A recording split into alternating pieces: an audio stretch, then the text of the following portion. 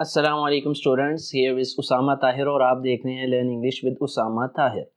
Students, जैसा कि आप जानते हैं कि हम पैराडाइज लॉस्ट बुक 9 को एक्सप्लेन कर रहे हैं और 500 लाइंस को हम एक्सप्लेन कर चुके हैं अल्हम्दुलिल्लाह।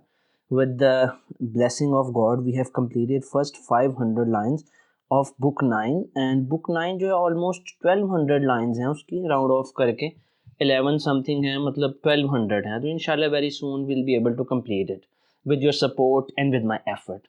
तो अभी तक जो भी आपने पढ़ा है, जो भी आपको समझ में आया है, वो इस वीडियो के नीचे आज आपने लिखना है। आपने बताना है कि आपको क्या चीज़ समझ में आई है और किस हद तक आई है और कौन सी बात आपको बुक 9 में से सबसे ज़्यादा पसंद आई और उसकी एक्सप्लेनेशन में से पसंद आई मेरी तरफ से। कॉन्टेक्चुअली हम यही देख रहे हैं कि जो सेटिंग है वो ये है कि ईव और एडम जन्नत में बाग में थे, उनका आर्गुमेंट हो जाता है। उसके बाद ईव अलग हो जाती हैं, काम करना शुरू कर देती हैं और सैटर्न जो है उनको अलग पाकर जो है बहुत ज़्यादा गनीमत समझ रहा है, मौका गनीमत उसके हाथ में आ गया है। और अब वो सांप की जो है ना रूप में ईव के पास आता है। सबसे पहले तो वो ईव की ब्यूटी से इतना ज़्यादा इंस्पायर हो जाता है कि उसका गुस्सा, रेज और बदले की जो तड़प है वो कुछ देर के लिए जो है ना वो कम हो जाती है, शांत पड़ जाती है। लेकिन उसके बाद ये मैं अपने थोड़े इंडियन सब्सक्राइबर्स के लिए भी कुछ ऐसी वर्डिंग यूज़ कर रहा हूँ क्योंकि वो आजकल कुछ थोड़ा नाराज़ नाराज़ लगते हैं, ज़्यादा नज़र नहीं आते। अच्छा, तो उसकी थोड़ी जो तड़प है ना वो कम हो जाती है, लेकिन फ़ौरन उसको याद आता है कि ये सब तो मेरे लिए है ही नहीं, ये तो सब मुझे मेरी तज़लील के लिए बनाया गया है और मुझे नीचा दिखाने के लिए ये जन्नत और इंसानों को इतना शर्फ दिया गया है। उसे गुस्सा आता है और वो फिर अपने मकसद की तरफ वापस लौट आता है। अब नेक्स्ट लाइंस में हम यही देखेंगे कि अब आगे क्या हो रहा है, क्योंकि ये जितनी भी बुक है एपिसोडिक है। आप लाइंस को एपिसोड में अगर समझेंगे प्लॉट के अकॉर्डिंग, क्योंकि एक स्टोरी है, एपिक पोइम है, इसमें एक हिस्टोरिकल इवेंट बताया गया है, तो उस कॉन्टेक्स्ट में आपको ज़्यादा समझ में आता है। Like a drama, like a story, ठीक है, उस अंदाज में ही ये चल रहा है। तो नेक्स्ट अब देखते हैं क्या हो रहा है with burnish neck of verdant gold. अच्छा, अब नेक्स्ट जो है ना हमारे पास सैटन जो है सर्पेंट की फॉर्म में मौजूद है, सांप का रूप उसने धार लिया। अब उस सांप की मंजरकशी जॉन मिल्टन बड़े खूबसूरत अल्फाज में करते हैं with burnished neck of word and gold. उस सांप की जो गर्दन है ना वो एक चमकते धमकते सब्जी माइल, सब्ज रंग की तरफ माइल, जो गोल्ड का कलर होता है, यानी चमकता धमकता जो सुनहरी रंग है उस जैसी उसकी रंगत है। मुझे रंगों का इतना आइडिया नहीं है, लेकिन जो यहाँ पे लिखा है वो यही है कि चमकता हुआ गोल्डन कलर है जो बहुत ज़्यादा फ्रेशनेस की वजह से आपको थोड़ा सा सबज सबज दिखाई दे, यानी डल गोल्ड नहीं है, चमकता हुआ गोल्ड है। Erect amidst his circling spire, और वो वहां पर बिल्कुल इरेक्ट है और यूं बिल्कुल उसकी मूवमेंट जैसे मैंने आपको बताया था इरेक्ट सर्कलिंग में है और वो ऊपर को जा रहा है, ना कि रेंग रहा है। That on the grass floated redundant pleasing was his shape. वो जो है ना घास के ऊपर चल रहा है और प्लीजिंग वॉज हिज शेप, उसकी जो शेप है बड़ी खुशकुन है, खूबसूरत है। एंड लवली, और बड़ा वो खूबसूरत सांप दिखाई दे रहा है, यानी कि वो एक गैर मामूली किस्म का सांप दिखाई दे रहा है। आम अर्थली स्नेक्स की तरह वो नहीं है, बल्कि बड़ा खूबसूरत लग रहा है। आप देखिए ना, अगर वो एक बदसूरत सांप होगा तो वो ईव को कैसे टेम्प्ट कर पाएगा? वो तो नहीं कर सकता, लेकिन वो खूबसूरत होगा क्योंकि प्रीवियस लाइन्स में हम इसको रिलेट करते हैं। तो प्रीवियस लाइन्स में हमने ये पढ़ा था कि एडम ईव को समझाते हैं कि हमें कोई ऐसी चीज़ ही नुकसान पहुंचाएगी जो देखने में भली लग रही होगी। तो यही अब उसकी तरफ इशारा है कि सांप इतना खूबसूरत लग रहा है। Never since of serpent kind lovelier, कोई दुनिया की सांप की किस्म इतनी खूबसूरत नहीं हो सकती जितना ये खूबसूरत है। यहाँ पर नेक्स्ट जो 10 तकरीबन 5 लाइंस है ना, उन्हें मैं वर्ड बाय वर्ड बिल्कुल भी एक्सप्लेन नहीं करूँगा, मुझे इतनी इंटरेस्टिंग नहीं लगी, लेकिन उनका मैं आपको डिटेल बता दूंगा, समराइज कर दूंगा।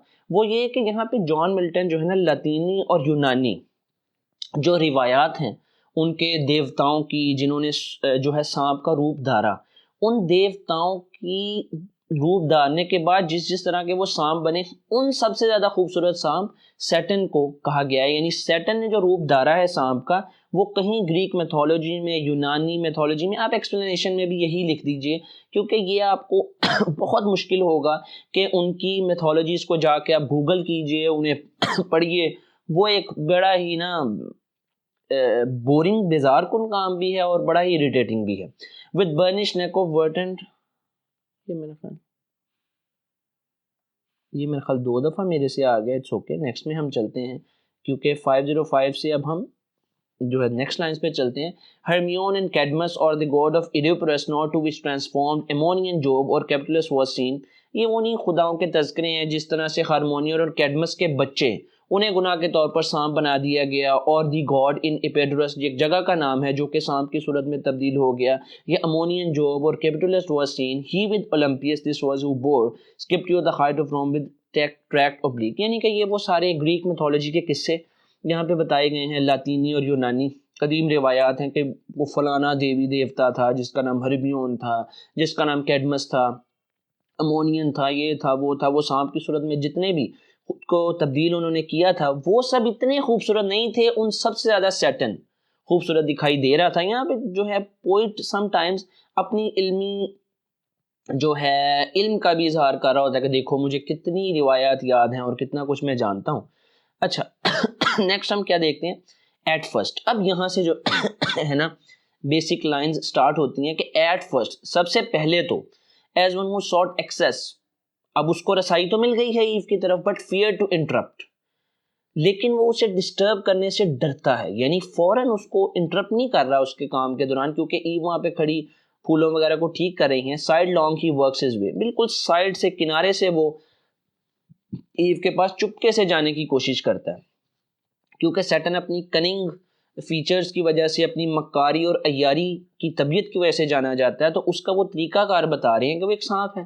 पहले तो उसने खुद को सांप के रूप में डाला बचने के लिए, फिर वो साइड वेज से जा रहा है और बिल्कुल इंटरप्ट किए बगैर, उससे इस चीज़ का खौफ है कि मैं इंटरप्ट डायरेक्टली ना कर दूं, बल्कि अब उसने जाके कोई कहानी सुनानी है, अटेम्प्ट करना है, तो उस कॉन्टेक्स्ट में ये चल रहा है सारा। As one ship. अच्छा, अब यहाँ पर सिमिली आ गया हमारे पास, उसकी ये जितनी भी मूवमेंट है इसको कंपेयर किया गया है एक जो है ना जहाज चलाने वाला कैप्टन होता है, जिस तरह से वो तूफान के अंदर, तेज हवा के अंदर, तेज लहरों के अंदर जिस तरह से वो जहाज को चलाते हुए लंगर अंदाज करता है, खुश्क जगह पर पहुंचाता है, इस तरह से उसकी मूवमेंट है, इतनी मोहतात और इतनी skilful. As when a ship by skilful steersman wrought nigh river's mouth or foreland, नाए से मुराद है नियर, करीब, उसकी यानी कि सैटर्न की बीइंग अ स्नेक मूवमेंट इस तरह है जैसे एक जहाज चलाने वाला कैप्टन जहाज को ड्राइव कर रहा होता है, काबू कर रहा होता है, बिल्कुल समंदर के मुंह के ऊपर दरमियान में, ताकि वो समंदर को लंगर अंदाज कर सके किसी फोरलैंड पे, किसी खुश जगह पे, where the wind veers often as often so steers and ships are sail, जहाँ पे बड़ी तेज हवा चल रही है और हवा के साथ बैक एंड फोर्थ वो भी जल्दी जल्दी से स्टीयरिंग को चेंज करता है, कभी आगे आता है, पीछे आता है। आप थोड़ा सा माइंड में इमेजिन करें कि वो सेलर है और वो जो है वो सेल करना चाहता है बोट को, अपनी शिप को, और किस तरह से वो स्किलफुल कितना होगा और किस तरह से वो अपनी मूवमेंट को बार बार चेंज करा होगा। इसी तरह सैटर्न जो है बीइंग अ स्नेक अपनी कितनी सारी मूवमेंट्स को वो चेंज करता है, और ये एक सिमिली है जिसे आप एक्सप्लेन करेंगे। सो वेरिड ही, इसी तरह वो है, यानी इसी तरह ही से मुराद है सैटर्न, और ये डबल ई डाल के स्ट्रेस दिया गया है। And of his tortuous train curled many a wanton wreath in sight of Eve, और फिर वो जो है ना एक ट्रेन की सूरत में चल रहा है, कर्ल्ड बहुत ज़्यादा बल खाता हुआ, मैनी अ वांटन रीथ, और प्लेफुल मैनर में वो जो है ना ये सब कुछ कर रहा है, वो बिला मकसद ये सब कुछ कर रहा है, बगैर किसी मकसद के, यानी बुनियादी मकसद उसका ये ईव की तवज्जो हासिल करना, यानी वो ये जितने भी बल खा रहा है किसी मकसद के लिए खा रहा है, लेकिन ईव की नज़र में वो ये साबित करना चाहता है कि वो बिला मकसद प्लेफुली ये सब कुछ खेलते हुए जैसे एक स्नेक कर रहा होता है वो ये कर रहा है। टू ल्यूर हर आई, उसकी अटेंशन चाहना चाहता है, उसकी नज़रों में आना चाहता है। शी बिजीड हर्ड द साउंड, वो मसरूफियत के दौरान आवाज़ सुनती है। शी बिजीड, वो बिजी थी, हर्ड द साउंड, आवाज़ सुनती है, ऑफ रेस्लिंग लीव्स, पत्तों के और सरसराहट की, बट माइंडेड नॉट, मगर उसे कोई फ़र्क नहीं पड़ता, क्योंकि ये उसकी रूटीन थी कि वहाँ पर बाग में मुख्तलिफ हैवान उसके साथ इस तरह मतलब फ्रैंक होने की कोशिश करते थे, खेल रहे होते थे, तो उसको इतना कोई फ़र्क नहीं पड़ता था। She was use to these different sounds, rustling, chirping, something like that. आप ये भी एक्सप्लेनेशन में लिख सकते हैं। As used to such disport before her through the field. अच्छा, ये जो लाइन है, not as used to such disport, वो इन सब चीज़ों की आदी थी, बिफोर हर, अपने सामने होता हुआ, थ्रू द फील्ड, इस फील्ड में, इस बाग में। तो नेक्स्ट लाइंस हम फिर कल डिस्कस करेंगे एंड आई होप आपको वीडियो पसंद आई हो और ज़रूर कमेंट कीजिएगा। Don't forget to subscribe, like and share the video and thank you. ये मैंने लास्ट पे अपना जो है यूट्यूब और अपना मोबाइल नंबर और ईमेल आईडी मैंने आपको दे दिया है, किसी को भी कोई हेल्प की ज़रूरत हो he can take from me. So keep watching my videos. Thank you. अल्लाह हाफिज़।